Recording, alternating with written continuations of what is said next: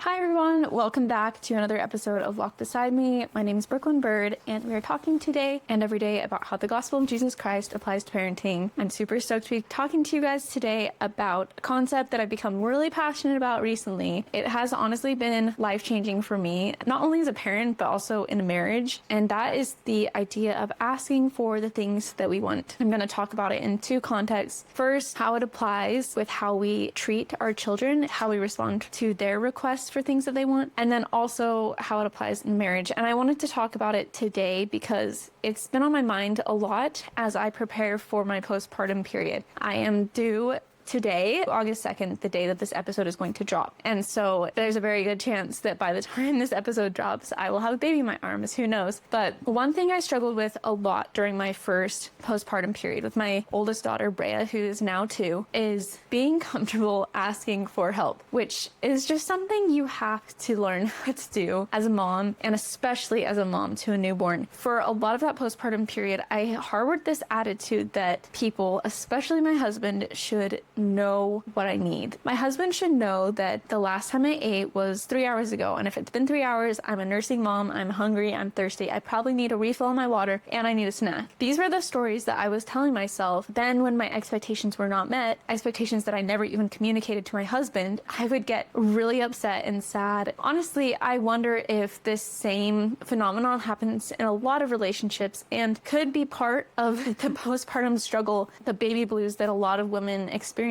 Suddenly you're in a position where you're pretty vulnerable. My midwife told me not to stand for more than 10 minutes throughout the whole day for the first 2 weeks postpartum. And I had a normal, healthy birth. There were no complications or anything, but she still told me, I want you in your bed for the vast majority of the day for the first 2 weeks. And suddenly, as someone who's loved being independent my whole life, loved taking care of myself, and not really loved having to rely on other people to take care of me, it was really hard. That's one of the hardest things to adjust to postpartum, is learning how to ask other people for help. And even when you're recovered from your birth, there will be lots of times where you're nursing a baby or you're holding a baby, and it would just be so nice if someone can lend you a hand, probably your husband or your partner in most cases. And yet it can still be really challenging mentally for some reason to ask for help. And I think a big reason why it's hard for us as women to ask for help, or just people in general, why it's hard for them to ask each other for help, is that we were trained when we were little to not ask for help. So that's why I want to start this episode by talking about how we can avoid training our children to be scared of asking for help, and instead encourage them to ask for help, encourage them to ask for the things that they want, because we don't want to set them up for this fearful way of interacting with others when they're adults. We don't want our daughters to be scared to ask their husbands for help when they need it. Even I, who had a very happy childhood and who has a very sensitive, loving husband, still struggles with this. So it's in our best interest, and it's in our children's best interest for us to really encourage our children in their requests for help. The best way to do this is to simply decide that I am going to honor my child's desire. No matter what it is, I'm going to respond unconditionally with kindness to it. Now, that doesn't mean I'm going to give my children every single thing that they want exactly when they want it. But as much as I can, I am going to say yes, or I'm going to say, let's figure out how, or maybe it's a yes later, but I really want to be excited for them when they tell me something they want. And even when it's something that they ask for and my answer is not today, and they keep asking and asking and asking, I have this goal of having unending, unconditional, kind responses to that. I want to be comfortable with telling them, not today, not today, staying firm and consistent in my response, but never letting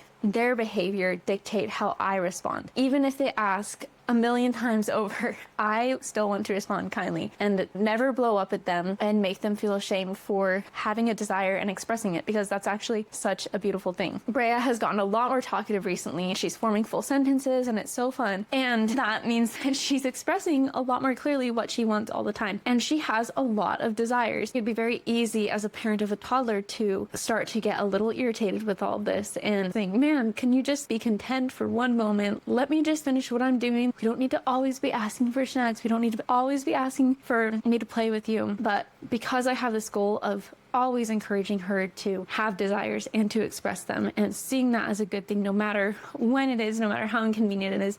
And honestly, even no matter how she voices it, even if she voices it in a way that doesn't appear respectful, I still want to encourage her to have that desire and express it. Under some circumstances, I will teach her a new way to express her desire, a way that I think will be more effective and more helpful for me and for other people she interacts with in the future, but never, ever, ever discourage the desire itself. Just the other day, Brea and I went to a children's museum, and of course, on the way out, you have to walk through the gift shop. I swear every single kid-centered function has this, where you have to walk through the gift shop in order to exit, which is honestly kind of mean to the parents. The number of little things that kids can just grab and break and realize suddenly in the spur of the moment that they want. It can be a lot. When I went through this gift shop with Brea, she saw this little plastic shopping cart, and as soon as she saw it, she knew she wanted it. She went up and grabbed it, and she said, "I like it. I want it. I like it. I want it," over and over again. Even though it was like, she's kind of making a scene, and I wasn't super excited to handle the situation.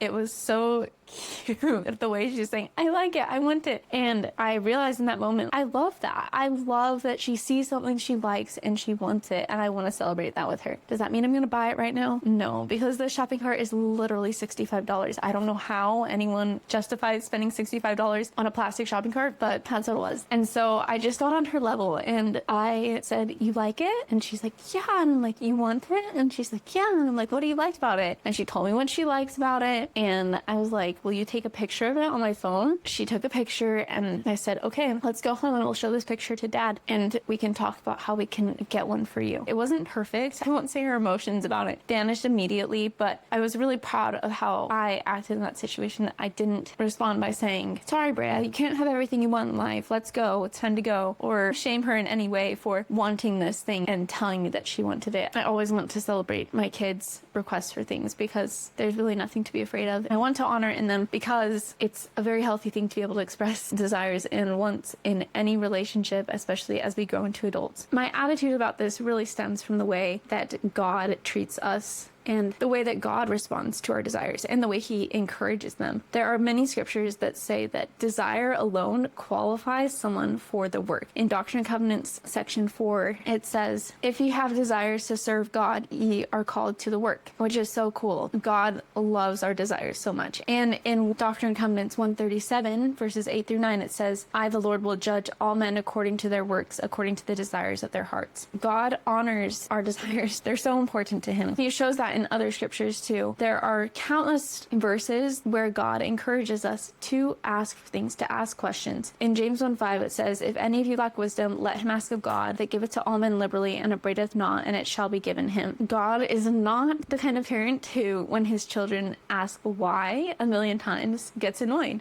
He's very happy. He loves when his children ask why. He loves when we ask for wisdom. In Doctrine and Covenants 42, verse 61, it says, "If thou shalt ask, thou shalt receive revelation upon revelation, knowledge upon knowledge, that thou mayest know the mysteries and peaceable things, that which bringeth joy, that which bringeth life eternal." Again, God is so happy to bestow us with knowledge, with revelation, with the insights we're looking for. This verse just makes me think of how right now Brea is in a stage where she is constantly asking what people's names are and what things are called. She wants to know the name of everything. She'll see a stranger at the beach and she'll point at them and say, "Who's that? Who's that?" It's so fun to think about how God would respond to a little child asking these questions, and how happily he would bestow them with revelation upon revelation, knowledge upon knowledge. He's always so happy to answer their questions. That's the kind of attitude that I hope to emulate as well. One more verse, Matthew 7 through 8 says, "Ask and it shall be given you, seek and ye shall find, knock and it shall be opened unto you. For everyone that asketh receiveth, and he that seeketh findeth, and to him that knocketh it shall be opened." I've talked about this in a previous episode. It's called Spoiling versus Godly Giving. In that episode, I talked about how it's very obvious that God wants us to ask for things, and he also wants to say yes. Otherwise, why would Jesus say, "Ask and it shall be given you, seek and you shall find, knock and it shall be opened unto you"? There's this common parenting refrain that goes something like, kids need to learn that they can't have everything they want in life.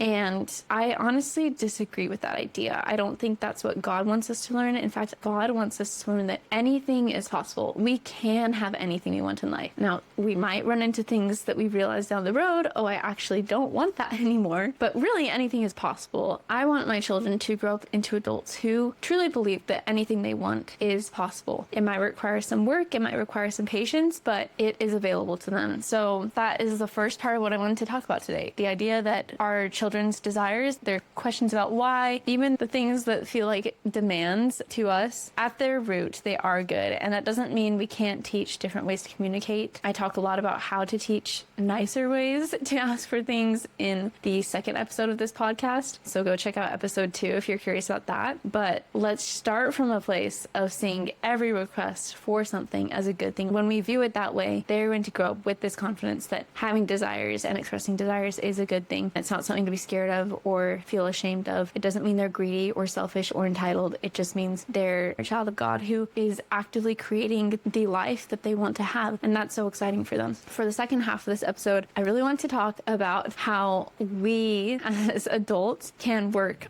on asking for the things we want. And that has been something that's been really hard for me in my marriage, is learning how to express the things I want and not feel ashamed of asking for them. And then at the same time, having love and patience for the other person, having compassion for them and giving them space for their agency when I do ask. I want to share some ideas about this from a book called Nonviolent Communication, which is by Marshall B. Rosenberg. I've talked about it on the podcast before. It is such a good book. I would recommend it to anyone, but especially if you're married, it will help you so much in how you communicate with your spouse and how you see that the little ways you're communicating or failing to communicate could be actually subtly violent. Marshall Rosenberg talks about how if violent means causing harm, then a lot of the ways we communicate with each other are in fact violent. They are harming our relationships, even if it's in very subtle, non-dramatic ways. And that's what he talks about throughout this book. This book has really helped me get clear about what I actually want in my relationships. Is my main objective to get my husband to do exactly what I want, whatever I want it, to get this behavior out of him, or is my goal to have an honest, empathic relationship with him? I have decided that the latter is my goal, and that has changed the way that I communicate with him. One way that it has dramatically changed is helping me step away from making demands of my husband and instead making requests. Marshall Rosenberg talks about the difference between demands and requests.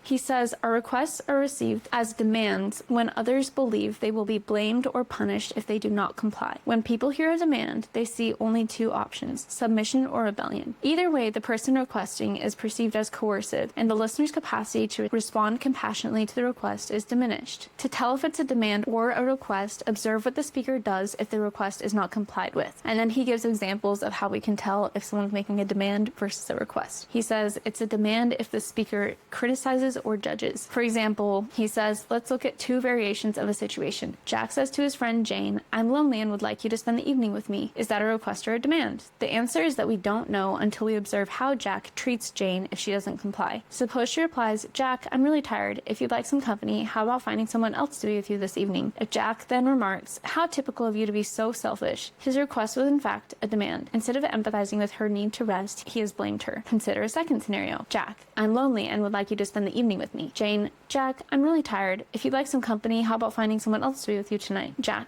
turns away wordlessly. Jane, sensing he's upset. Is something bothering you? Jack, no. Jane, come on, Jack. I can sense something's going on. What's the matter? Jack, you know how lonely I'm feeling. If you really loved me, you'd spend the evening with me. Again, Jack has judged Jane as not loving him because she didn't say yes to his request, and that makes the request actually a demand, is when we punish the other person by judging or condemning them if they don't comply. Marshall Rosenberg also says that it's a demand if the speaker then lays a guilt trip, which is what Jack did in this situation. However, it's a request if the speaker then shows empathy towards the other person's needs. He said, we can help others trust that we are requesting, not demanding, by indicating that we would only want them to comply if they can do so willingly. The most powerful way to communicate that we are making a genuine request is to empathize with people when they don't agree to the request. Choosing to request rather than demand does not mean we give up when someone says no to our request. It does mean that we don't engage in persuasion until we have empathized with what's preventing the other person from saying yes. How does all this apply to our relationships, our marriages? I'll tell you that my plan to apply this in my postpartum period with my second baby is I'm going to make a lot more requests of my husband than I did with Brea. With Brea, I spent a lot of time wishing that he could read my mind and sense what I wanted, how I could use help help. However, now I'm going to put myself out there a lot more and tell him what I want, when I want it, clearly communicate what I want. But at the same time, I am deciding in advance that I'm going to be unconditionally kind to him, whether he responds to my request immediately or it takes him some time. This is something that I'm really actively working on. In the past, I have been very good at making demands of my husband. When he doesn't do what I ask him to help with immediately, I will do exactly what Marshall B. Rosenberg talks about. I have guilt-tripped him or blamed him or shamed him, having the attitude that if you really cared about me, you would have done this exactly when I asked you to. Or if you were really thinking about me, then I wouldn't have had to ask for this twice. That's just not a healthy way to interact in any relationship. There have been plenty of times where my husband asks me to do something and I need another kind reminder, or I need a little bit of time to get around to doing what he's doing. I have decided that I don't want to operate in my relationships in that way anymore. It's interesting because this is very counter-cultural. There's a lot of noise on social media right now about the mental load of motherhood and how women shouldn't have to ask for certain things for their husband to do them. If a woman isn't able to get around to doing the dishes one night, her husband should just pick up the slack and do it without her even asking him to, because that's how a good partnership works. I won't deny that it would be really nice and convenient if our partners were on the exact same wavelength as us and had the exact same idea about what they think needs to get done and when. However, it's not realistic for us to expect that from other humans who have their own needs, desires, wants, schedules, priorities. Yes, even our spouses who live probably the most identical lives to our own are still living their very own unique experience of this life. It's just not fair to expect them to know exactly what we want when we want it. I posted about this recently on TikTok and I had a lot of comments giving me pushback. The example that I gave was there's one time that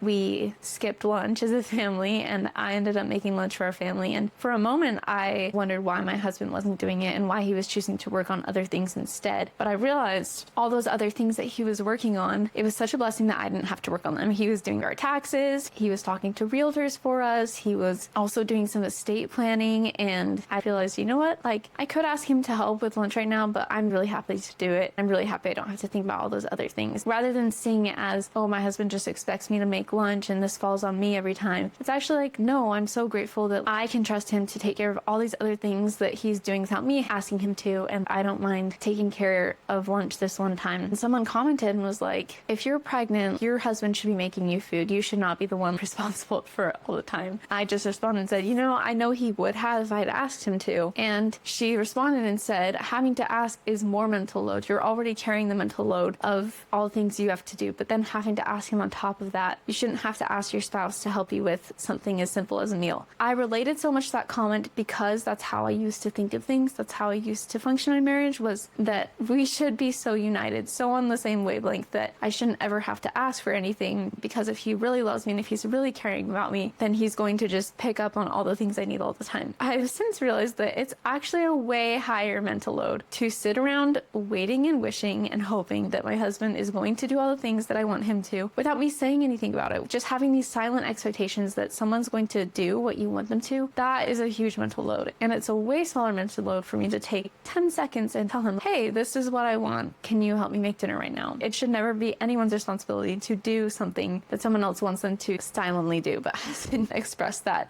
request. Something super ironic about this too is if it's a high mental load for me to ask for the thing that I know that I want in my brain, how could it be less of a mental load for my husband to have to read my mind and come up with the things that I want? I am thoroughly convinced that the lower mental load for everyone involved is for me to articulate what I want, to kindly ask for it, and give my husband the opportunity to honor that request rather than silently expecting him to figure it out. Another video I posted recently was talking about how we expect our children to ask for things nicely. People will say, like, when their kids just cry for something that they want, they say, use your words, tell me what you want. And yet we resist doing this with our spouses. We want them to be able to know what we want without us asking them for these things. And also sometimes, even if we do choose to ask, we get upset if we have to ask more than once. However, if our children ask for something and we don't respond immediately, and then they ask again and they start to get frustrated with us, they start using a tone that we don't approve of, or they start speaking quote unquote disrespectfully to us, we get really upset and we think they're being ridiculous. We think they should just have more patience with us. And yet we turn around and do the exact same thing to our spouses. I really want to model for my children how to make requests kindly. Even if the request isn't answered immediately by my husband or by my child, I can be persistent about it. I can keep asking, but I never have to change the way that I act because of the timeliness of my husband's or my child's response. The way I act is still completely within my control regardless of how the other person responds. And I think that's what Marshall B. Rosenberg is talking about here, is that a nonviolent request is made with your intention to be kind no matter how the other person responds. And that actually opens the door to them responding the way that you want to, way more than a threatening request does. It's also very helpful for us to be super clear about what we want from our spouses. Sometimes I find myself tempted to say things like, I just want you to care about me, or I just want to feel loved right now. I just want to feel cared for. Marshall B. Rosenberg talks about how it's so important for us to clarify exactly what we want people to do to make life more wonderful for us, rather than just these blanket statements of, oh, I just want to be loved. And this can be as specific as, hey, after I make a meal, I want you to join me in the kitchen and help me do the dishes. That would make my life so wonderful. So let's get really clear about what specifically we want. It's not a request to say, I want you to love me, or I want you to care about me. That's actually more of an accusation. It's basically like we're accusing the other person of not loving us or not caring about us, which with our spouse is not going to lead anywhere good. It's probably just going to put someone on the defensive. I've been thinking lately about how the fastest way to get someone to not care about you is to accuse them of not caring about you, because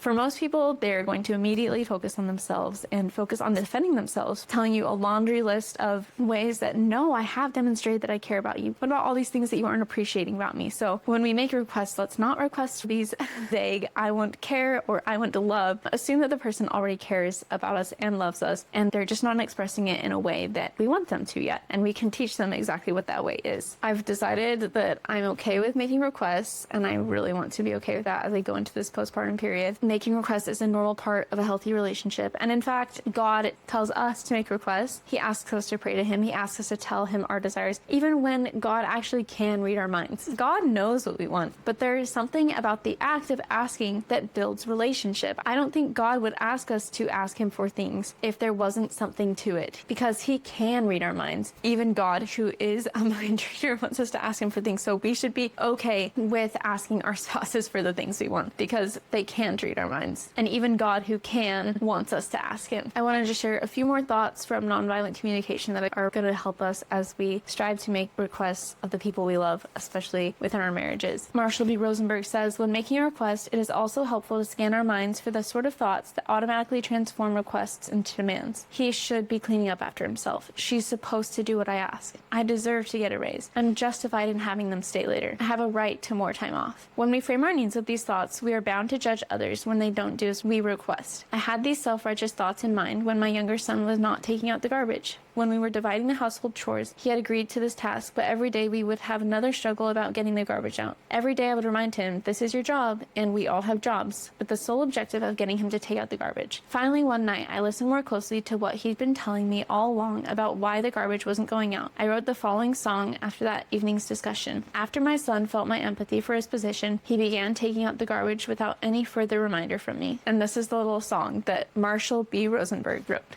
If I clearly understand you intend no demand, I'll usually respond when you call. But if you come across like a high and mighty boss, you'll feel like you ran into a wall. And when you remind me, so pious, about all those things you've done for me, you'd better get ready. Here comes another bout. Then you can shout, you can spit, moan, groan, and throw a fit. I still won't take the garbage out. Now, even if you should change your style, it's going to take me a little while before I can forgive and forget, because it seems to me that you didn't see me as a human too until all your standards were met.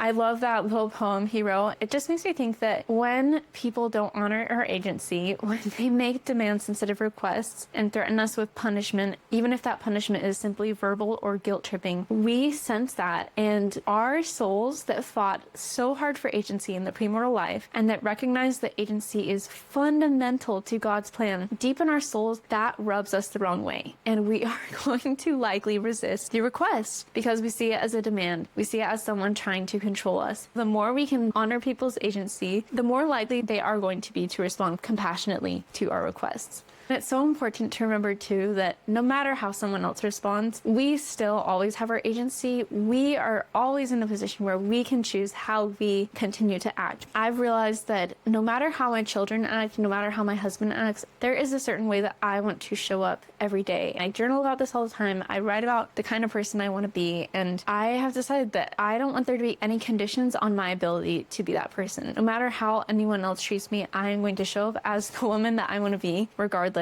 That has been so grounding for me. It's helped me have a lot more patience and actually even excitement with others when they don't do exactly what I want, because I see it as an opportunity to further refine and define the person that I want to be. No matter how other people treat me, no matter how many times I ask my husband to do something or ask my kids to do something, if I can show up consistently as the person that I want to be, I've won, no matter what anyone else does. Those are the ideas I wanted to share with you guys today. Let's all work on making kind, nonviolent requests in our life instead of coercive demands, and I really believe we will see others respond well. God tells us, ask and it shall be given you. He doesn't say demand and it shall be given you. He says ask. He says seek and you shall find. He says knock and it shall be opened unto you. Knocking on a door gives the other person the agency to open that door to us. God doesn't tell us to bust down the door. He tells us to knock on it. He doesn't tell us to make demands. He tells us to ask. By honoring the agency of others and even by honoring God's agency, we're actually more likely to receive the things that we're looking for. That is the promise that Jesus makes in the scriptures. I love you guys. Thank you so much for listening. I can't wait to talk to you next week. Hopefully we'll have some baby updates, but in the meantime, remember that God loves you so much. Jesus Christ loves you. You are amazing. You are exactly the person that your kids need, and they are the exact kids that you need as well. They're the exact kids that you need to become the best version of yourself.